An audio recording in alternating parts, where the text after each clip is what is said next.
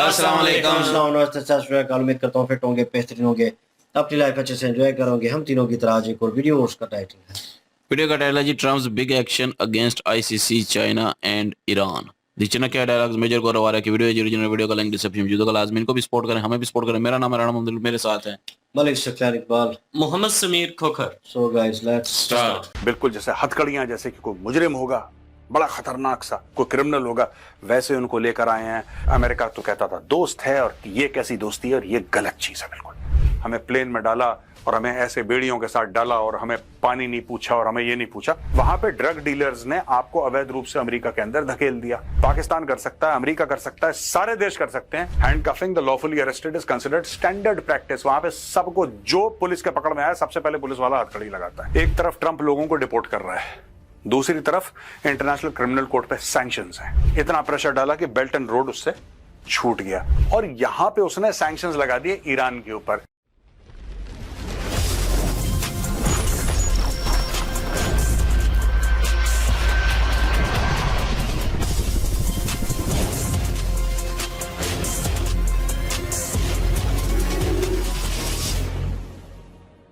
जय हिंद दोस्तों, मैं हूं मेजर गौरवारिया और आप देख रहे हैं द चाणक्य डायलॉग्स। दोस्तों ये पीछे देखिए, इंडियंस शैकल्ड। बड़ा यहां पे हंगामा हो रहा है भारत में कि किस तरीके से भारतवासियों को डिपोर्ट करा गया। कोई कह रहे हैं उनकी बड़ी बेइज्जती हुई, कई कह रहे हैं कि साहब उनके हाथ पैर बिल्कुल जैसे हथकड़ियां, जैसे कि कोई मुजरिम होगा, बड़ा खतरनाक सा कोई क्रिमिनल होगा, वैसे उनको लेकर आए हैं। पैरों में बेड़ियां, हाथ में हथकड़ियां, और उनको ठीक से पूछा भी नहीं, कुछ पानी वानी वगैरह, और मिलिट्री प्लेन में वो वापस आए, यानी कि एक्यूट डिस्कंफर्ट में, और जिसको कहते हैं बेइज्जती किस्म से लोग कह रहे हैं। दोस्तों मैं आपको एक बात बताना चाहता हूं, ये बात तो सही है कि जो हुआ मैं उसको भी समझाऊंगा, और मुझे लगता है कि पूरे मामले को हमें थोड़ा सा प्रैक्टिकली समझना पड़ेगा कि है क्या मैटर, राइट। लेकिन ये जो दुनिया है ना दोस्तों, ये बदल रही है। ट्रंप जो कर रहा है वो एक हथियार की तरह इस्तेमाल कर रहा है। He is using tariffs like a weapon, he is using deportation like a weapon. ये कहना कि ट्रंप गलत आदमी, आप कह सकते हैं, आपकी मर्जी है, you can say that, but उससे प्रॉब्लम सॉल्व नहीं होगी। प्रॉब्लम तो तभी सॉल्व होगी जब हम उसको सॉल्व करेंगे। तो मैं प्रॉब्लम भी आपको समझाऊंगा कि चल क्या रहा है दुनिया में। इसमें ईरान का एक बहुत बड़ा एंगल है, कई सारे इसमें एंगल हैं। तो दोस्तों कुछ साल पहले जंग तलवारों, टैंक्स और मिसाइल से लड़ी जाती थी। आज ये sanctions, cyber warfare, AI surveillance और इकोनॉमिक मैनिपुलेशन के जरिए लड़ी जा रही है। पावर का डेफिनेशन बदल चुका है। जो नए सिस्टम्स को समझकर अडेप्ट कर रहा है वही आगे बढ़ रहा है। आज देखिए, यूएस, चाइना और रशिया नए ट्रेड अलायंसेस बना रहे हैं। अमेरिका टैरिफ्स बढ़ाता जा रहा है, और मिडिल ईस्ट के कॉन्फ्लिक्ट्स पूरी दुनिया के मार्केट्स को शेक कर रहे हैं। ये सिर्फ जियोपॉलिटिक्स की न्यूज नहीं है, कि आपके जॉब्स, सैलरी और फाइनेंशियल फ्यूचर का सवाल है। और सिर्फ देश ही नहीं, कंपनीज और लोगों को भी नए दौर के हिसाब से इवॉल्व होना पड़ेगा। पहले सिर्फ ग्लोबल पावर स्ट्रक्चर बदल रहा था, अब जॉब मार्केट भी उसी डायरेक्शन में जा रहा है। एआई और ऑटोमेशन इंडस्ट्रीज के काम करने का तरीका ही बदल रहा है। एआई और नए टूल्स को अगर समझना आपकी प्रायोरिटी नहीं बनी, तो ये आने वाले टाइम में आपका करियर खतरे में डाल सकती हैं। जो लोग इसे समझ रहे हैं वही नए दौर के विनर्स होंगे, और जो इग्नोर कर रहे हैं वो जॉब मार्केट से एलिमिनेट हो सकते हैं। इसलिए मैं आपको रिकमेंड करता हूं ये 3 आवर्स की, यानी कि 3 घंटे की हैंड्स ऑन एआई ट्रेनिंग, जो आपको मदद करेगी। वैसे ये एक पेड ट्रेनिंग है, लेकिन हमारे पहले 1000 सब्सक्राइबर्स के लिए ये बिल्कुल फ्री है। लिंक डिस्क्रिप्शन में है। इस कोर्स में आप सीखेंगे 20+ एआई टूल्स, जो आपको freelancing, business strategy, market data analysis और पर्सनल ब्रांडिंग में मदद करेंगे। एआई टूल्स के थ्रू अपना काम ऑटोमेट करना और प्रोडक्टिविटी 5x बढ़ाना, एआई का यूज करके जॉब हंटिंग और सैलरी हाइक स्ट्रैटेजी सीखना। आप किसी भी बैकग्राउंड से क्यों ना हो, ये ट्रेनिंग आप सभी के लिए है, जैसे कि सेल्फ एम्प्लॉयड, सैलरीड प्रोफेशनल्स या फिर स्टूडेंट्स। लिंक डिस्क्रिप्शन और पिंड कमेंट्स में दिया गया है। जल्दी रजिस्टर कर रहे हैं, वरना ये अपॉर्चुनिटी हाथ से निकल जाएगी। तो दोस्तों, इंडियंस शैकल्ड, बहुत ज्यादा इसको लेके एक रोष है, और कई पॉलिटिशियंस इसके बारे में बात कर रहे हैं। सोशल मीडिया पे कई लोग अपनी अलग अलग राय दे रहे हैं इस मामले में। आज मैं भी अपनी राय दे देता हूं। मैंने सोशल मीडिया पे इसके ऊपर ज्यादा कुछ लिखा नहीं है। ये देखिए साहब, ये पैरों में इनकी बेड़ियां हैं, और अगर आप यहां से देखेंगे, किसी का ऐसे दिख नहीं रहा, लेकिन ये सामने लीड कर रहा है जो आदमी है, बाकी आप देखेंगे सबके हाथ इसी प्रकार से हैं, हाथ सबके बंधे हुए हैं। तो इनको बेड़ियां पहनाई गई हैं पांव में और इनको हाथ में हथकड़ियां पहनाई गई और लोगों का यह कहना है कि साहब भारतवासियों की बड़ी बेइज्जती हुई है, इंडियंस की बड़ी, अमेरिका तो कहता था दोस्त है और ये कैसी दोस्ती है और ये गलत चीज है बिल्कुल, ऐसा लोगों का कहना है। दोस्तों सच्चाई थोड़ी सी अलग है, मैं आपको पहले सच्चाई बताऊंगा। दोस्तों इसके पहले कि मैं आपको ये नंबर समझाऊं, उसके पहले मैं आपको यह बताना चाहता हूं कि अमेरिका का कानून है और अमेरिका में सबके साथ ये होता है। आप छोड़ दीजिए, आप इलीगल तरीके से, गैर कानूनी तरीके से अमेरिका चलेगा और ये कर दिया, आप वहां पे अमेरिका में कुछ मत करिए। आप गाड़ी चला रहे हैं, पुलिस वाला आता है, आपके सामने गाड़ी रोकता है या आपको बोलता है गाड़ी अपनी कोने में पार्क करो। अगर आपने पुलिस वाले को लाइसेंस नहीं दिखाया या आपने पुलिस वाले को लाइसेंस दिखाने में देरी करी, उसके साथ बदजबानी करी, आपने आर्ग्यूमेंट करा पुलिस वाले के साथ, आवाज ऊंची करी, पुलिस वाला यह कहेगा कि आप थ्रेट हैं, सबसे पहले आपको गाड़ी से बोलेगा बाहर उतरो, आपको स्लैम करेगा अगेंस्ट द कार, आपके हाथ पीछे, और आपको हथकड़ी सबसे पहले पहनाते हैं अमेरिकन, सबसे पहले। और ये तो कुछ भी नहीं है, मैं आपको एक और बात बताता हूं, कितने केसेस हैं, you can check on Google, ठीक है। अब पुलिस वाला ने बोला लाइसेंस दिखाओ, अगर पुलिस वाला कहता है लाइसेंस दिखाओ और वहां पे आपके पास लाइसेंस है पड़ा हुआ, लेकिन वो खोलने से पहले, you know the small thing, वो डैश के अंदर जो होता है, वो उसको खोलने से पहले आप पुलिस वाले को यह बताएंगे कि लाइसेंस इसके अंदर है, क्या मैं लाइसेंस निकाल के आपको दिखा सकता हूं। America is such A heavily armed country. ये क्यों होता है, साइकोलॉजी क्यों बनी है अमेरिकन की ऐसे पुलिस वाले? आपको पता है उनकी पुलिस वालों के पास, अमेरिका की पुलिस की बात कर रहा हूं, ऐसे ऐसे हथियार हैं कि कई देशों की फौज के पास ऐसे हथियार नहीं होते। There police have such heavy weapons. Why? Because it is a highly weaponised society. Per capita जितना अमेरिकन के पास हथियार हैं, आई थिंक 2.5 से लेकर 3, if you take an average, every American has I think 2 और 3 वेपन्स एट एन एवरेज। मैं ये नहीं कह रहा, कई ऐसे भी होंगे जिनके पास एक भी हथियार नहीं है, एट एन एवरेज इनके पास ऐसे ही हैं 2, 2.5, 3 हथियार एक एक बंदे के पास। इतने हथियार हैं और रोज खरीदे जाते हैं, इंटरनेट से ऑर्डर कर रहे हैं, घर पे ऐसे डिलीवर हो रहा है जैसे डोमिनोज वाला पिज्जा डिलीवर कर रहा है, वैसे ही वहां पे हथियार, पिस्टल। तो एक तो ये है बैकग्राउंड इसका। सेकंड अमेंडमेंट है इनका कॉन्स्टिट्यूशन में, एक सेकंड अमेंडमेंट जो कि प्रोटेक्ट करता है ये सब, कि it is the right of every citizen to be armed. आपका अधिकार है, आप अधिकार से वेपन खरीद सकते हैं, ठीक है ना। अब चक्कर यह है कि क्योंकि वहां पे पुलिस की शूटिंग इतनी होती है, क्योंकि वहां पे वायलेंट क्राइम अमेरिका में बहुत ज्यादा, इंडिया में तो वायलेंट क्राइम बहुत कम है यार, बहुत कम है इंडिया में वायलेंट क्राइम, क्योंकि यहाँ पे हथियार ही नहीं देखे किसी ने। There are no weapons. चोर उचक्कों गुंडों के पास, माफिया के पास हथियार होंगे, आम आदमी के पास तो बहुत कम है। बहुत ज्यादा आपको दिख गया तो बैंक के सामने जो गार्ड खड़ा है, पुरानी वो दुनली बंदूक लेके खड़ा हुआ है। It is like that. We don't have weapons, so we don't have that level of violent crime like is there in America. समझाने की बात यह है दोस्तों कि अमेरिका में जब भी कुछ होता है, पुलिस वहां पे एक्सपेक्ट करती है कि कुछ फसाद होगा and somebody will discharge a firearm. आपने ये भी सुना होगा किस तरीके से कोई एक बंदा गया, ऑटोमेटिक वेपन लेके स्कूल में गया और 10-15 बच्चों को गोली मार दी। ऐसे स्टेट्स हैं अमेरिका के अंदर, ऐसे स्टेट्स हैं जहां पे टीचर्स को बोला गया है, क्योंकि स्कूल की शूटिंग इतनी फ्रीक्वेंट हो गई कि टीचर्स को बोला है कि जो टीचर क्लास में आएगी, क्लास 6th, क्लास 7th के बच्चों को गणित पढ़ाने के लिए, इंग्लिश पढ़ाने के लिए, हिस्ट्री पढ़ाने के लिए, सबसे पहले वो अपना जो हैंडगन है ना, एक पिस्टल इतनी बड़ी, वो अपने हैंडबैग में डालेगी। एक हैंडगन, उसके पास एक छोटी सी हैंडगन होगी जो अपने बैग में डालेगी। आप कोई भी सिचुएशन को ना, यहां पे मैं देखता हूं यार कि जो यहाँ के पॉलिटिशियंस है ना, they are also not very well informed. कुछ भी बोलते हैं, देखिए ये हो गया, फिर कोई एग्जाम्पल दे रहा था कि हमारे एक डिप्लोमेट को अमेरिकन ने निकाला तो हमने बड़ा स्ट्रांगली, वो डिप्लोमेट है यार। दैट लेडी जिसकी वो बात कर रहा है, मैं नाम भूल गया, जिसका बहुत ही कोट कर रहे थे कल, I think somebody from the Congress party, some gentleman was quoting that diplomat was insulted and they wanted to arrest her. We very strongly protested. आप कर सकते हैं बिल्कुल प्रोटेस्ट, बिल्कुल कर सकते हैं, शी इज अ डिप्लोमेट। क्या डिप्लोमेट एक नॉर्मल पर्सन से ऊंचा है? बिल्कुल है, क्योंकि आपके देश ने उसको डिप्लोमेटिक पासपोर्ट दिया है। अमेरिका भी डिप्लोमेटिक पासपोर्ट देता है, चाइना भी डिप्लोमेटिक पासपोर्ट देता है, दुनिया का हर एक देश अपने डिप्लोमेट्स को और सीनियर ऑफिशियल्स को डिप्लोमेटिक पासपोर्ट देता है। आप दिल्ली में नहीं देखते, आप दिल्ली में वो गाड़ियां नहीं देखते नीली नंबर प्लेट वाली जिसमें CD लिखा रहता है बीच में, CD, those are diplomatic licence. आप उसका चालान काट लो। ये डिपोर्ट करना, ये तो बहुत ऊंची बात है, आप छोड़ दो डिपोर्ट करना, अरेस्ट करना, आप उसका चालान करके दिखा दो डिप्लोमेटिक कार का, तब आपको पता लग जाएगा। डिप्लोमेट्स का आप लगेज चेक नहीं कर सकते एयरपोर्ट पे।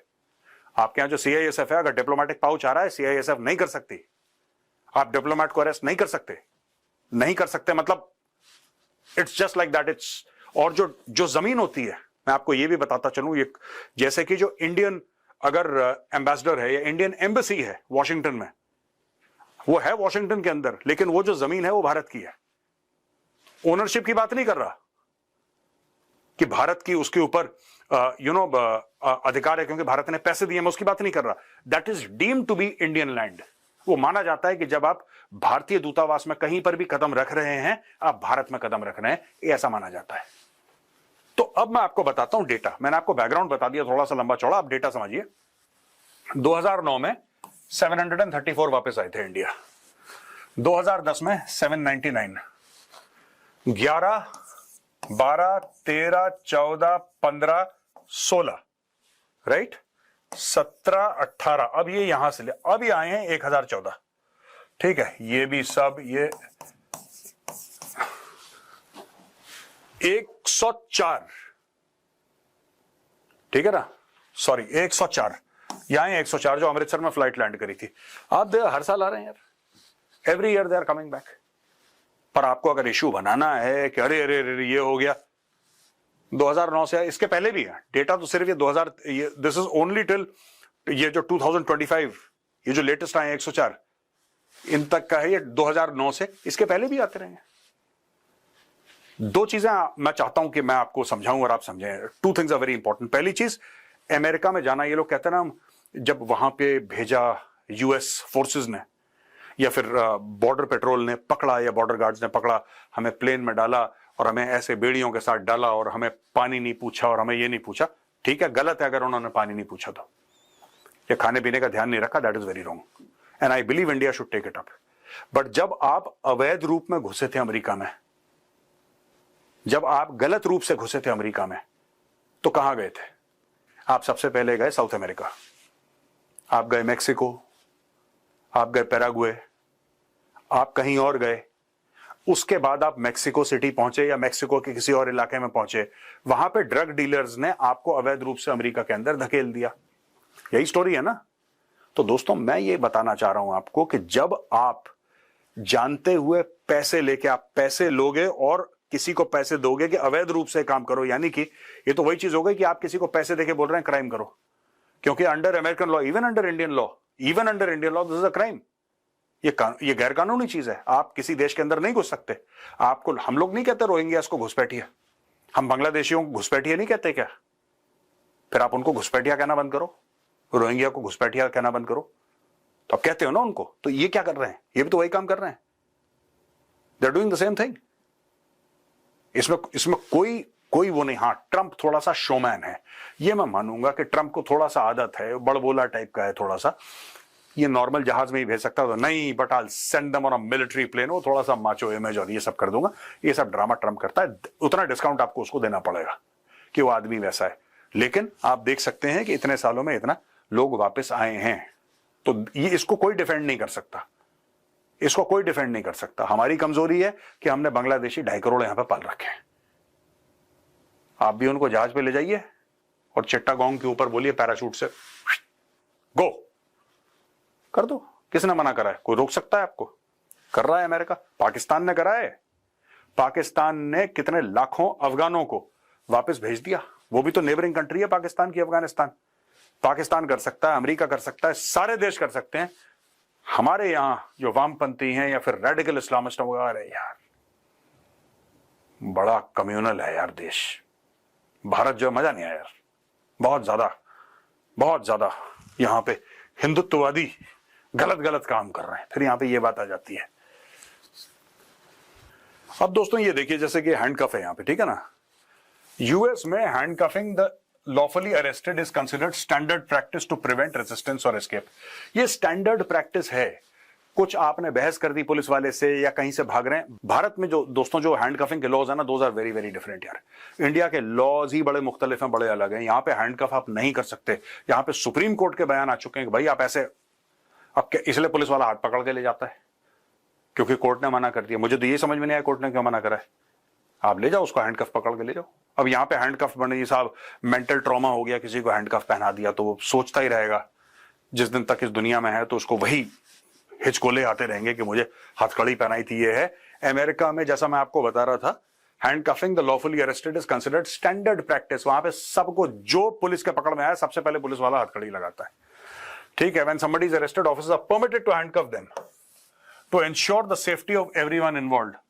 अब देखो, वहां पे अगर लोग होते, या जहाज में 105 हिंदुस्तानी आए, 105 आए, राइट, जहाज ऊपर है, उसमें कुछ गार्ड्स भी हैं, जाहिर सी बात है, और ये यहां पे 105 है। अगर इनमें से 4, 5, 10 भड़क जाते हैं, इनमें से होता कोई क्रिमिनल, भड़क जाते, फिर उस समय मिड एयर में अगर ये कोई ऐसी हरकत कर देते, मैं ये नहीं कह रहा कि वहां पे हम लोग करते हरकतें, हमारे बंदे करते हरकत, मैं ऐसा नहीं कह रहा। मैं कह रहा हूं कि चाहे वो प्लेन ब्राजील जा रहा हो, चाहे वो प्लेन अफ्रीका जा रहा हो, चाहे वो प्लेन इंडिया आ रहा हो, कहीं पर भी वो हवाई जहाज जा रहा हो, एक बार हवा में है तो सेफ्टी कंसर्न्स तो बराबर है, ज्योग्राफी डज नॉट मैटर।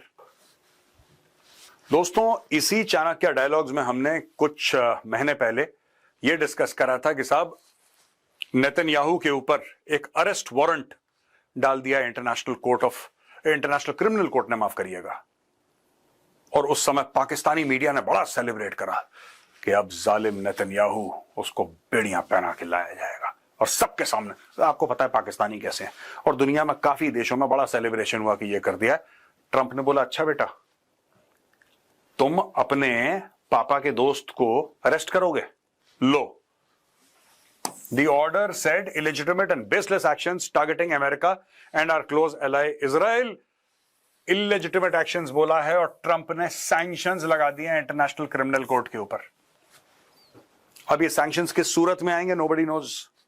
अभी ये डेवलपिंग स्टोरी है, तो हो सकता है कल परसों हमारे पास ज्यादा इंफॉर्मेशन हो आपके साथ शेयर करने के लिए और एनालाइज करने के लिए। लेकिन ट्रंप ने साइन कर दिया है, बोला है कि इसको हम सैंक्शन करते हैं।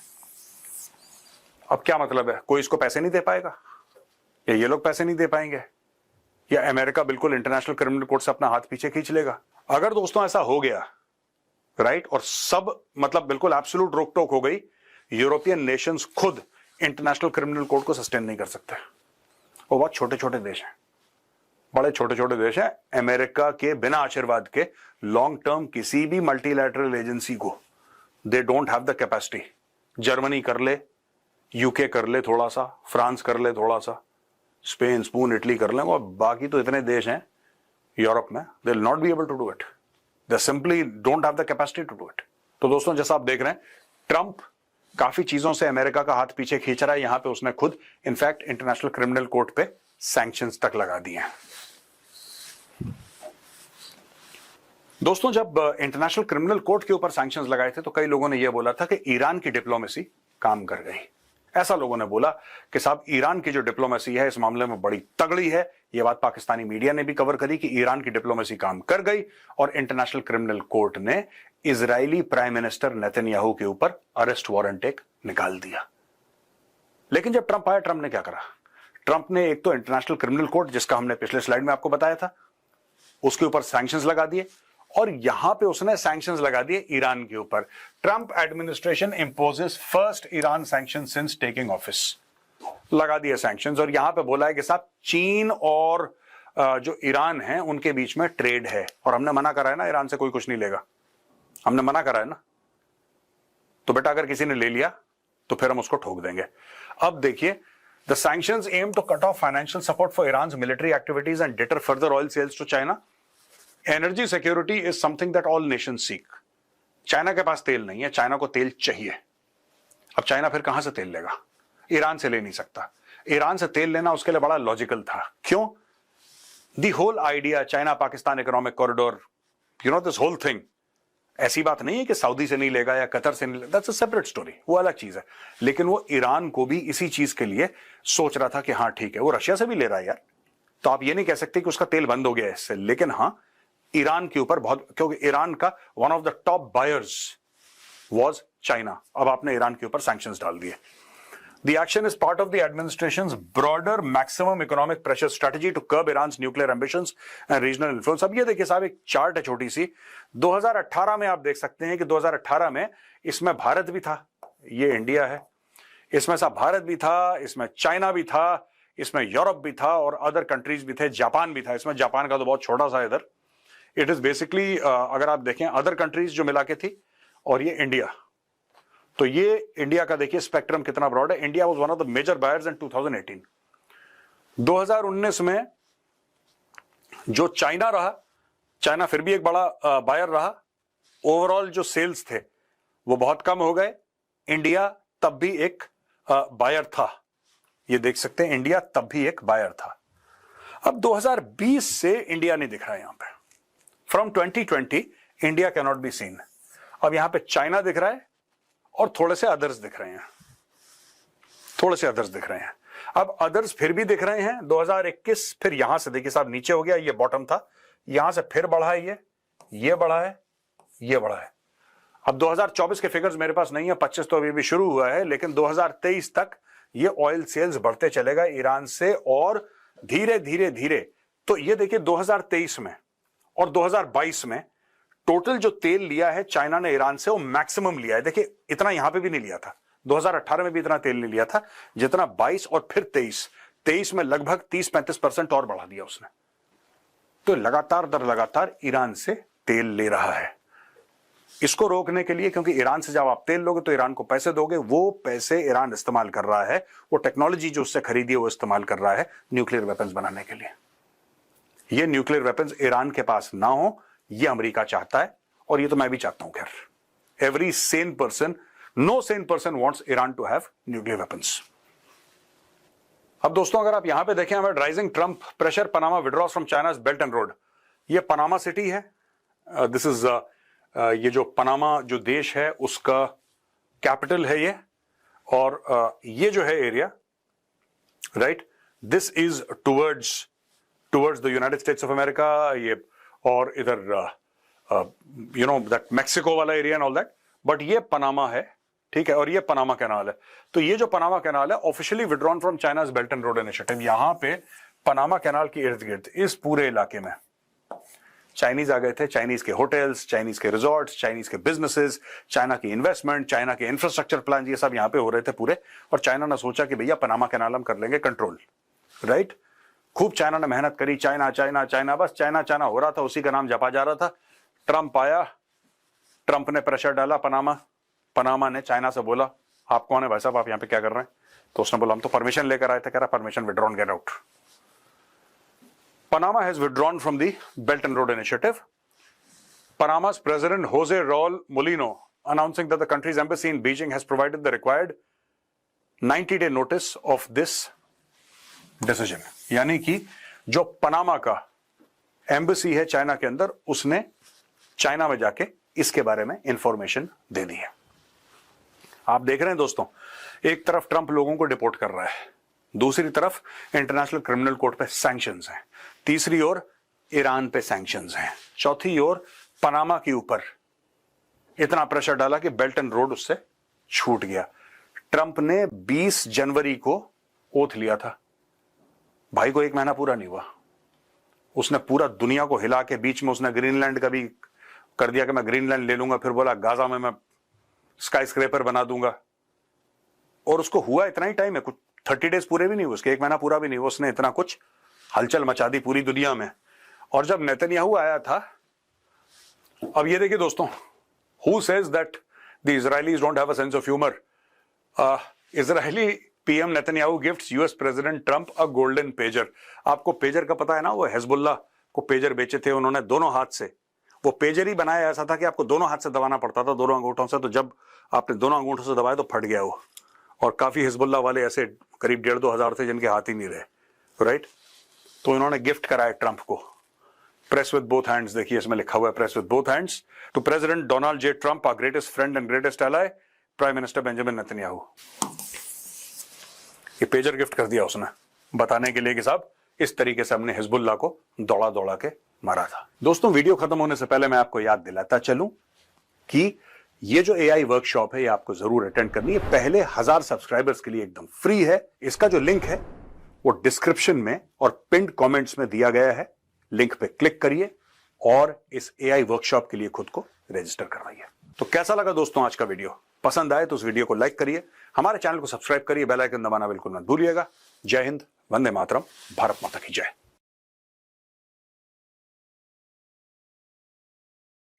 इससे पहले भी हमने एक वीडियो देखी है अपना प्रशांत सर की, और उसमें भी जो है हैंडकफ और बेड़ियां जो है डाल के जो है वो पूरे एयरपोर्ट से वो अपलोड भी हो चुकी है। और लेकिन ये देखा जाए तो हैंडकफ का जो है वो तो हमने उस वीडियो में कहा था, हैंडकफ तक तो ठीक है, लेकिन बेड़ियां नहीं डालनी चाहिए थी ट्रम्प को। जो पाँव में बेड़ियां डाली हैं, दूसरे जो है वो यहाँ पे जंजीरें बांधी हुई हैं, कमर से लेकर पाँव तक जी। वो नहीं होनी चाहिए थी। वो गलत है यार, वो बेइज्जती का मुकाम है। हैंडकफ होने चाहिए, ठीक है, वो ज़ाहिर है क्रिमिनल तो है ही ना, ज़ाहिर है क्राइम करके गए हैं, इलीगल गए हैं, तो वो क्राइम में ही आता है। तो हैंडकफ तक तो ठीक है, हैंडकफ बांध लिए और जो है वो फिर उसके बाद जो है वो भेज दिया वापस मुल्क में, और ऊपर से मिलिट्री जहाज में भेजा। और वही बात कि जो इन्होंने कही ना कि वो शो ऑफ बहुत ज्यादा करता है तो ट्रम्प, और इसमें यही कमजोरी है। तो वो बात भी ठीक है, लेकिन ये है कि इसको ये नहीं करना चाहिए था कि बेड़ियां बांध देना, पानी तक ना पूछना।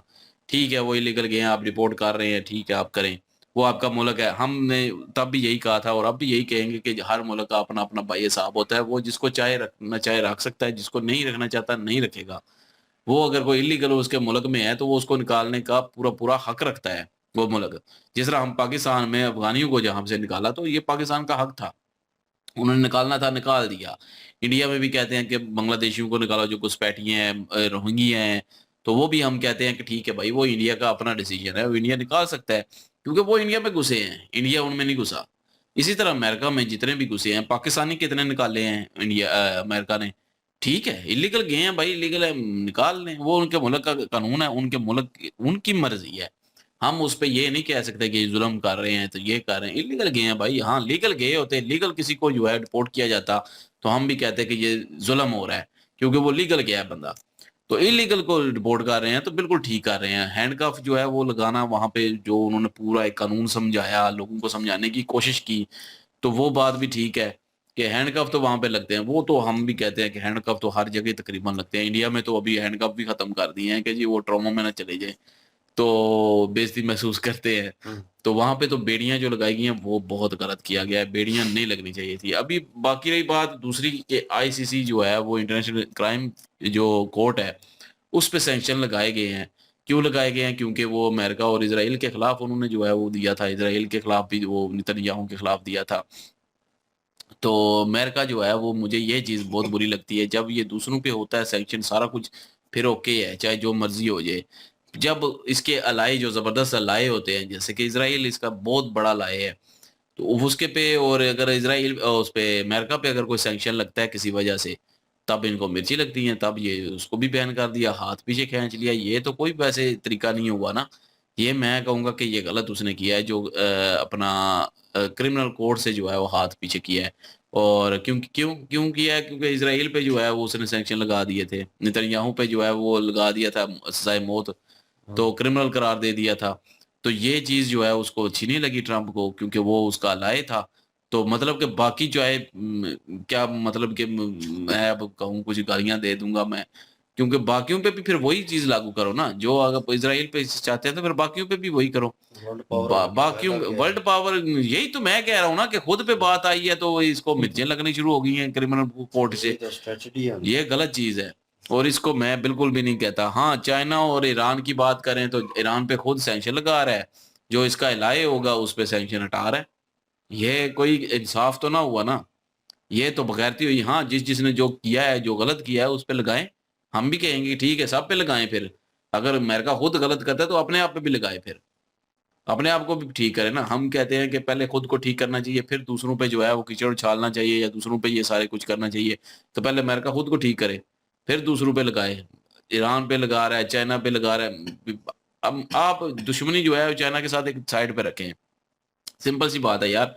अगर चाइना ईरान से चीजें खरीदता है, या तेल खरीदता है, या कोई चीज और खरीदता है, तो वो गलत तो नहीं कर रहा ना, अपने मुल्क को देख रहा है। अपने मुल्क, आप रशिया पे जो है सैंक्शन लगे हुए थे, इंडिया रशिया से खरीद रहा है ऑयल।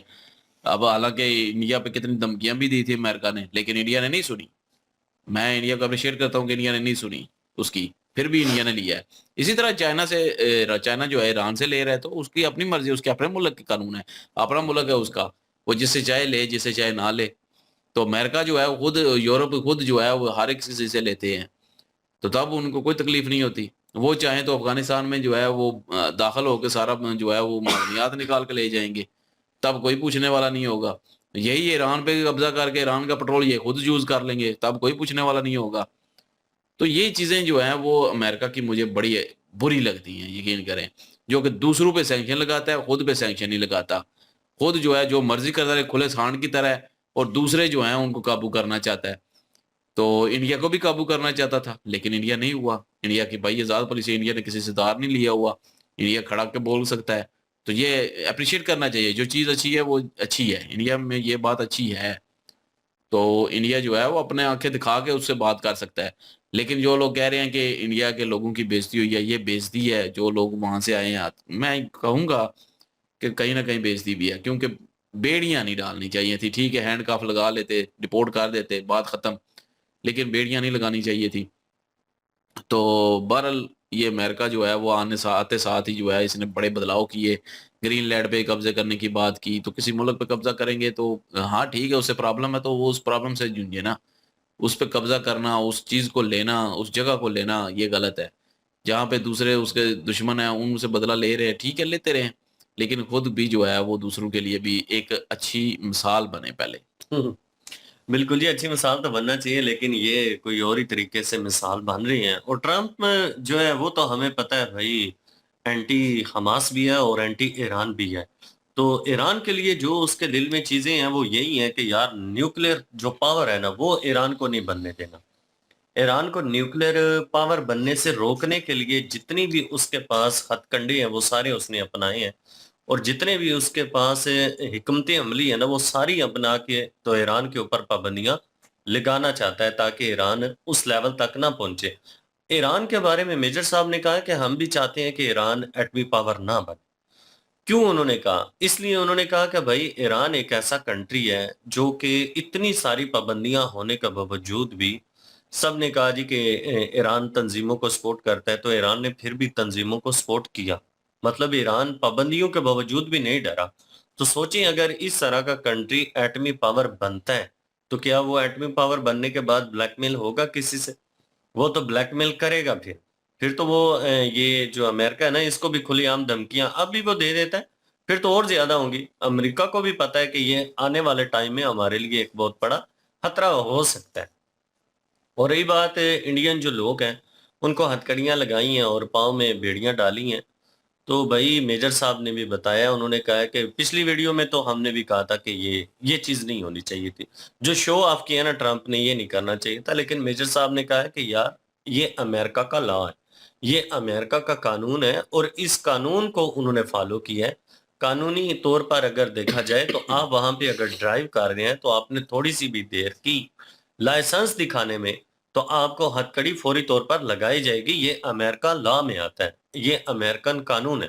इसलिए कानून को लेकर आप इस बात को ना कहें कि ये जो हुआ वो गलत हुआ। बाकी जो उसने वो मिलिट्री जो किया ना जहाज यूज, वो गलत किया। वो शो ऑफ था, वो नहीं करना चाहिए था। मेजर साहब ने ये बात भी यहाँ पे की है कि यार इलीगल तरीके से जो भी कंट्री में किसी कंट्री में घुसता है वो घुसपैठिया ही होता है। अगर हिंदुस्तान में जो घुसे हैं वो बांग्लादेशी रोहिंग्यन मुस्लिम का कह रहे थे कि सारे हिंदुस्तानी उनको घुसपैठिया बोलते हैं, तो फिर इन्होंने कहा है कि या तो इनको घुसपैठिया बोलना छोड़ दो या फिर इस बात को कहना छोड़ दो कि जो अमेरिका ने इलीगल तरीके से नागरिक वहां पे एंटर हुए थे उनको डिपोर्ट जिस तरीके से किया वो गलत किया।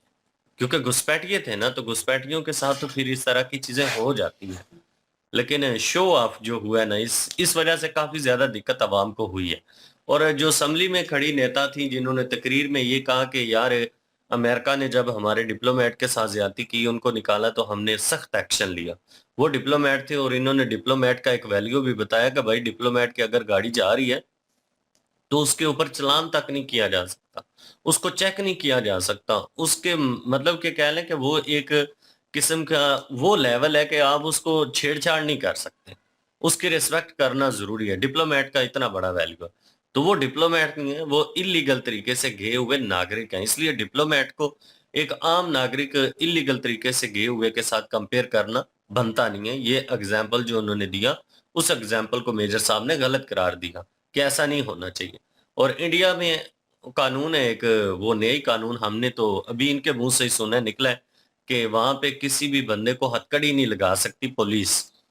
क्योंकि वो जो कोर्ट है उसने ये फैसला किया है कि जो मेंटल ट्रॉमा है ना उसमें लोग चले जाते हैं, लोग सारी जिंदगी उस हादसे को याद रखते हैं, तो मेंटली जो डिस्टर्बिंग है वो रहती है। इस वजह से उन्होंने कहा ये नहीं होनी चाहिए, ताकि बंदा फील ही ना करे कि यार मुझे हथकड़ी लगी थी, मेरी इंसल्ट हो गई, ये हो गया वो हो गया। भाई क्राइम करने से पहले बंदे को सोचना चाहिए ना कि मेरी इंसल्ट हो जाती है। तो ये चीजें बनाई इसलिए जाती है ताकि इंसान फील करे, तो उस बुरे टाइम को जब फील करे ना तो फिर वो बुराई से बचा रहता है। लेकिन ये अब थोड़ी सी आजादी हो जाएगी तो फिर जाहिर बात है क्राइम रेशो और बढ़ जाएगी। अब ये आप लोग बेहतर जानते हैं कि वहां पे क्या हालात चल रहे हैं, क्यों चल क्रिमिनल रहे हैं कोई और भी है कैसे उसको हैं। सजा होनी चाहिए भाई, हाँ क्रिमिनल को नहीं छोड़ना चाहिए। बहरहाल जी लॉ के मुताबिक चलना चाहिए, लेकिन यह है कि बहुत सारे लोगों ने क्रिटिसाइज़ किया और इस चीज़ को भी क्रिटिसाइज़ किया कि यार ये जहाज़ जो है ये पंजाब में क्यों उतरा। बहुत सारी चीज़ें थी और उसके ऊपर एक वीडियो क्लिप चल रहा था और मैं सुन रहा था, और एस जे शंकर साहब जो हैं उन्होंने एक बयान दिया। उन्होंने कहा कि जितने भी ये एजेंट्स काम कर रहे हैं इंडिया में, जो लोगों को इलीगल वीज़ा प्रोवाइड कर रहे हैं और 2 नंबर तरीके से लाइक डंकी लगा के और इस तरह की चीज़ें जो हैं वो बंद करेंगे और उनको पकड़ेंगे, उनके ऊपर एक्शन होगा ताकि आने वाले वक़्त में ये रेशो जो है वो कम हो और बिल्कुल ख़त्म हो। तो ये भी एक अच्छा स्टेप है गवर्नमेंट की तरफ से, और मैं कहूँ कि बेहतरीन है अगर गवर्नमेंट अमेरिका के साथ ताल्लुकात और बेहतर करती है और इस तरीके में कि यार किस तरह हमारे जो लोग हैं वो क्या लें कि टेक्नोलॉजी में कोई आगे है या कोई स्टडी करना चाहता है या ऐसी अपॉर्चुनिटी है उनके पास, तो वो उनको वीज़ा प्रोवाइड करे, अमेरिकन गवर्नमेंट प्रॉपर वे में उनको ले। तो गवर्नमेंट उधर की भी तंग नहीं होगी, इधर की भी तंग नहीं होगी।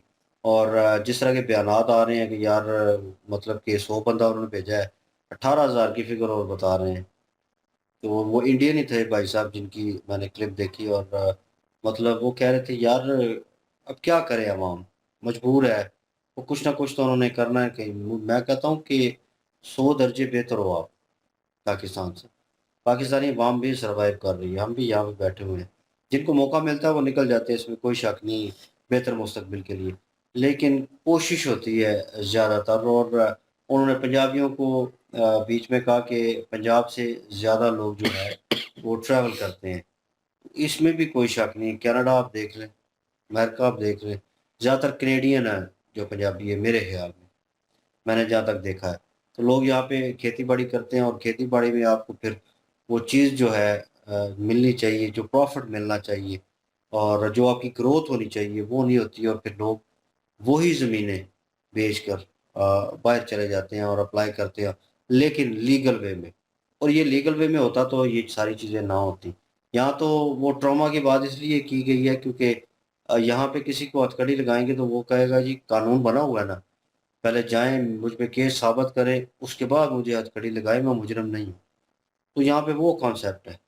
वो अना पे आ जाती है बात, और उसको लेकर कोई सियासी बंदा होगा, इस ये जैसे सियासी बंदा हो तो इसको पहना दें, तो इसने महीना जब तक उसको पुलिस वाले को मार नहीं देना या खुद नहीं मारना या फिर कुछ ऐसा उसके साथ करना नहीं है, तब तक इसकी अना को और उस चीज़ को सुकून नहीं आएगा। इसके 24/7 ज़हन में चलता रहेगा, मुझे हथकड़ी लोगों के सामने पहना दी, मेरी रिस्पेक्ट नहीं है। भाई लॉ सबके लिए एक जैसा है, ठीक है? ये आम नागरिक की बात कर रहा हूँ, उस पे सब बातें हैं। तो फिर वो इम्प्लीमेंट करेंगे।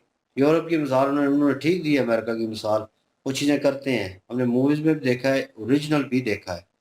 एक औरत वहाँ पे खड़े होके और वो रिस्ट्रिक्शन एरिया होता है, वहाँ पे एंटर होने लगती है, तो एक फौजी लड़का रोकता है और वो कहता है कि रजिस्ट्रेशन प्लीज़। तो वो कहती है कि तुम नहीं जानते मैं कौन हूँ। तो फिर उसे कहता है रजिस्ट्रेशन प्लीज़। फिर वो 2-4 बार कहता है तो बड़े गुस्से में आके वो कहता है प्लीज़ मैम, रजिस्ट्रेशन प्लीज़। वो चुप करके ना वो आगे से देखनी, फिर अपने कहती है कि मेरा फलां-फलां मतलब मैं उसकी वाइफ़ हूँ, बोलने लगती है। वो फिर गुस्से से फिर वो अपने आप पे भी आ जाता है, फिर वो कहता है कि गाड़ी साइड पे लगाओ और गाड़ी से बाहर आओ। तो उसके ऊपर फिर उसको उन्हें भाई हक है इस चीज़ का।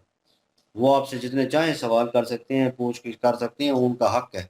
तो वो चीज़ जो है वहाँ पे चलती है, और यहाँ पे अगर आप किसी को बोलें, भाई बगैर बोले ही पाकिस्तान में तो गाड़ी से बाहर निकाल लेते हैं और बाहर आके जनाब उनको अपना लाइसेंस और सारी चीज़ें दिखाओ। तो सर, सर, सर और ये, लेकिन यहाँ वो वहाँ पे जब तक उनको ऐसा थ्रेट ना हो, वो आपको गाड़ी से बाहर नहीं निकलने देते, वो आपके कंफर्ट का भी ध्यान रखते हैं, अपना भी ध्यान रखते हैं। ये रूल रेगुलेशन होते हैं जो फॉलो करने होते हैं। और एक इलीगल बंदे को कैसे वो इंटर होने देंगे अपनी कंट्री में, वहाँ पे जहाँ पे गन्स जो हैं वो आम है। वो उन्होंने कहा ना ईबे से और दूसरी वेबसाइट जो ऑनलाइन है वहाँ पे वहाँ से आप ऑर्डर करके लाइक अ पिज़्ज़ा आपके घर पे आ जाएगा, तो आप उसको टेस्ट आउट कर सकते हैं इन ईज पे। उसके बाद आप लाइसेंस लें उसका और ओके है बाकी चीज़। तो मतलब कि उन लोगों ने रखा हुआ है एक टीचर जो है, कैन यू इमेजिन दैट, मतलब वहाँ पे हैपन हुआ और उन टीचरों को गाइड किया गया, उनको ट्रेन किया गया होगा, पढ़ाई के साथ उनको उस चीज़ की ट्रेनिंग दी होगी गन कैसे चलानी है। ठीक है, तो वो एक छोटी गन जो है उन्होंने पर्स में रखी हुई है डिफेंड करने के लिए। तो ये चीज़ें वहाँ पे सिखाई जाती हैं और ये की जाती हैं। अगर लॉ उनको बेहतर बनाने के, अब क्राइम रेट जो है वो बढ़ा है तो उन्हें लगा है कि यार ये जो है मिस यूज़ हो रहा है, ये जो हमने सहूलत दी है किस्म की इन अ गुड वे, वो मिस यूज़ हो रही है। तो इसको रोकने के लिए क्या चीज़ें की जाए पहले कि जिससे ये अमल जो है, ये चीज़ जो है, ये सर्कट जो है ठीक हो जाए। उन्हें लगा कि इलीगल लोग जो हैं उनको पहले निकालो, बाकी जो अपने हैं उनको देखेंगे बाद में। तो वही हुआ। अब उन्हें डर था इलीगल लोगों से, ठीक है, जो उनका डेटा में नहीं आते। अगर कोई बंदा क्राइम करता है, मैं करता हूँ, उनके डेटा में नहीं हूँ, तो भाई उनके लिए कंसर्न होगा, क्योंकि अगर डेटा में होऊंगा मैं कुछ करने से घबराऊंगा क्योंकि मेरा रिकॉर्ड है भाई उनके पास पूरा। और कहाँ पे जाऊंगा मैं कहाँ पे छुपूंगा, उन्होंने निकाल लेना है मुझे, तो निकाल के जेल में डालना है, उसके बाद सजा भी देनी है। और हर बंदा डरता है भाई मौत से, वो कहता है कि मतलब ना ही हो ये इस तरह की चीज़। तो जब इलीगल होंगे, डाटा नहीं होगा, तो आप पकड़े नहीं जाएंगे, आप बॉर्डर क्रॉस करके कहीं पे भाग सकते हैं। उन्होंने बॉर्डर को भी सिक्योर कर दिया, उनकी दीवारें भी ऊंची कर रहे। ये चीज़ें ट्रंप ने करनी थी और मैं कहूँ ये ठीक है, इसमें कोई मैं कहूँ कि दो नंबरी नहीं है, उसकी अकड़ नहीं है। लेकिन अकड़ वहाँ पे होती है कि जब त्यारा भेजना और शो ऑफ करना और उन लोगों को कहने के इलीगल कहने की बजाय एलियन बोलना, वो थोड़ा इंसानियत की तौहीन है कि एलियन नहीं बोलना चाहिए। उनका उन्होंने उस वे से कहा कि ऊपर से उतरे हैं, जैसे हम कहते हैं ऊपर से नाज़िल हुए हैं, इधर उधर से नहीं आए, ऊपर से नाज़िल हुए। आए वो ऊपर से ही है, लेकिन ये है कि बात ये है कि वो भी इंसान है, और इंसानियत की तरह ट्रीट करना चाहिए था। और ठीक है, आपने तैयारे में, जंगी तैयारे में भेजना था तो आपने भेजा, और पाकिस्तान ने वानियों को निकाला। पहले दूसरे जो थे उन इलीगल उनको निकाला, और जो लीगल थे ऑलमोस्ट वो अपना बिजनेस भी कर रहे थे उनको भी निकाल दिया। तो हर मुल्क अपने लिए करता है, ये पाकिस्तान ने भी किया है। और पाकिस्तान में बहुत सारे लोग कह रहे हैं ये क्या हुआ, हम इतने पैसे लगा के गए। तो भाई पैसे आपने लगाए, गलती आपकी है, आप लोगों ने गलत बंदे को चूज किया है। दो नंबर तरीके से इलीगल आप वहाँ पे एंटर हो रहे हैं, आपको नहीं पता चल रहा। आपके घर में आपकी इजाजत के बगैर कोई आ जाए अपने घर में आपके, तो आप उसको एंटर होने देंगे, उस चार दीवारी में रहने देंगे कि कोने में भाई यार मुझे यार कोने में रहने दो यार, ये कमरा बना लेता हूँ, यहाँ पे मैं रह लेता हूँ, ये कुछ कर लेता हूँ। नहीं भाई, नामुमकिन है। ठीक है, और आप मतलब इस कंट्री को सोच रहे हैं, और उस कंट्री की जो बंदा बैठा होल्ड कर रहा हो जैसे ट्रम्प कर रहा है, कितनी जिम्मेदारी है उसके ऊपर नाओवान। वो ठीक है, ओछापन उसमें मौजूद है, वो चीज़ें जो है मौजूद है, वो करेगा। लेकिन ये है कि वो अपने लोगों के लिए बेहतर कर रहा है, और उनके लिए उनके लोग जो हैं उनको सपोर्ट कर रहे हैं इस चीज़ को। तो हमारा दोस्त भी गया है, कुछ 4 दिन 5 दिन हुए अमेरिका गया है, लेकिन इन लीगल वे गया है। ठीक है, और उसकी वहाँ पे मैरिज भी पड़ी है, और वहाँ पे वाइफ थी, और उसने उस चीज़ को अप्लाई किया है। तो वो गया है इन लीगल वे, घूम रहा है भाई, आज़ाद है, उसे कोई टेंशन नहीं है, लीगल प्रोसेस है। तो अगर आप लीगल प्रोसेस, ज़रूरी नहीं है आप शादी करके जाएं, और भी लीगल प्रोसेस हैं उनके थ्रू आप अप्लाई कर सकते हैं। तो मेरे ख्याल में इस चीज़ को ज़्यादा बढ़ावा नहीं देना चाहिए, और एक आम व्यक्ति को दूसरे पॉलिटिकल लेवल के बंदे के साथ कंपैरिजन में नहीं करना चाहिए।